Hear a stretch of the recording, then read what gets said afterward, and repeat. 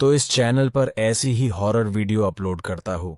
अगर मेरी वीडियो अच्छी लगे तो चैनल को सब्सक्राइब कर देना। तो ज्यादा टाइम ना लेते हुए वीडियो स्टार्ट करते हैं। ये बात मेरी गांव की है।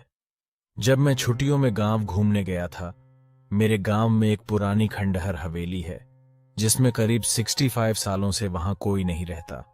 ये बात मुझे मेरे गांव के दोस्तों ने बताया। जब ये बात मुझे पता चली तो मेरा मन करने लगा कि मैं एक बार उस हवेली को देखूं। मुझे ऐसी जगहों पर जाना, उनके बारे में जानने में बहुत दिलचस्पी होती है। फिर एक दिन मैं अपने दोस्तों के साथ वहां जाने का प्लान बनाता हूं और उस खंडहर हवेली के सामने पहुंच जाता हूं। वहां दूर दूर तक कोई आता जाता नहीं था। मैंने जब ये बात अपने दोस्तों से पूछी कि यहां अगल बगल कोई रहता कोई नहीं, बल्कि लोग इस रास्ते भी आ जा नहीं रहे हैं, ऐसा क्यों, तो मेरे दोस्तों ने बताया ये हवेली सिर्फ पुरानी और खंडहर नहीं है, बल्कि ये हवेली एक भूत या श्रापित हवेली है।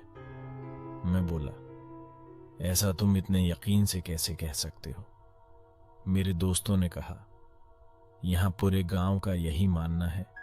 इसके बारे में एक बहुत पुरानी और सच्ची घटना यहां प्रसिद्ध है। मेरे मन में इसके बारे में जानने का ख्याल और बढ़ने लगा। मैंने पूछा, क्या है इसके पीछे की कहानी? तब उनमें से एक दोस्त ने मुझे बताना शुरू किया। आज से करीब 65 साल पहले इस हवेली के मालिक बहुत बड़े जमींदार हुआ करते थे। उनकी एक पत्नी भी थी जो बहुत सुंदर थी। उनका नाम सुलेखा था। उस समय ही डाकुओं के भी खौफ से लोग डरते थे।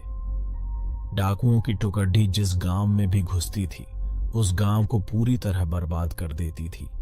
एक बार डाकुओं के सरदार को जमींदार के धन और संपत्ति पर नजर पड़ी, जिसके बाद उसने जमींदार के घर डकैती डालने का सोचा। इस पर सभी डाकुओं ने हां कर दिया।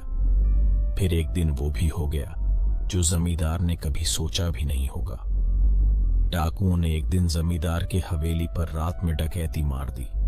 जमींदार ने भी अपनी सुरक्षा के लिए पहले से ही कुछ सिपाही और नौकर रखे हुए थे, जो डाकुओं के हवेली पर आने पर उनसे लडीडीएच पड़ीडे, क्योंकि जमींदार के सिपाही और नौकर बहुत कम और साधारण हथियार के साथ थे, वहीं डाकुओं की संख्या बहुत ज्यादा थी और अच्छे हथियार के साथ लैश थे, जिसकी वजह से जमींदार के सिपाहियों और नौकरों को कुछ ही देर में मार डाला। ये सब जमींदार देखने के बाद सोचा, इससे पहले कि डाकू हवेली का दरवाजा तोड़कर अंदर घुस जाए, इसे अपनी पत्नी और खजाने को छुपा देना चाहिए।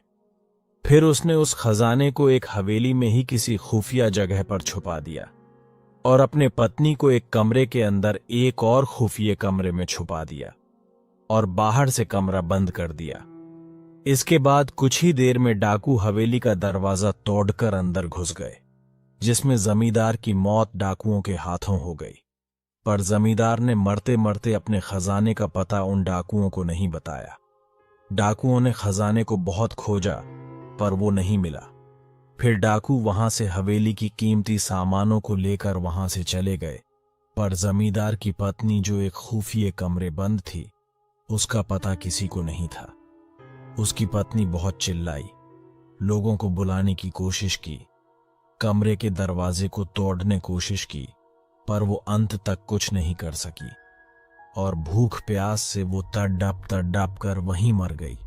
उसके मरने के बाद उसके लाश के बदबू से लोग हवेली में गए और उस कमरे को तोड़कर उसके लाश को वहां से निकालकर उसका अंतिम संस्कार किया।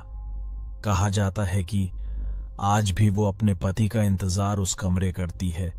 उसका पति कभी तो आएगा और उसे उस कमरे से आजाद करेगा, और आज भी उसे उसके हवेली में घुसपैठिए या उसके बिना इजाजत के अंदर आने वालों को सजा देती है।